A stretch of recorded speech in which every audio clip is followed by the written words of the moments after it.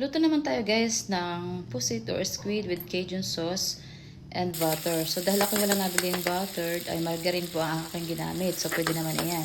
So igasa po natin sa luya, bawang, at sibuyas. Then after that ay atin na pong i-add itong pusit dito sa ating ginisang ito.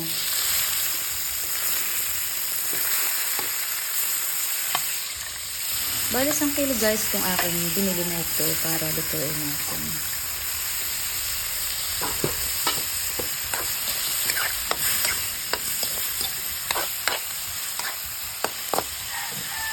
Ating halu-haluin at ating idadagdag syempre ang ating pampasarap, ang Sprite. Then bukod sa Sprite, nilagyan ko na po yan ng Cajun powder. So, yun ang sekreto po honey para mas masarap ang ating buttered squid o pusit. Thanks for watching.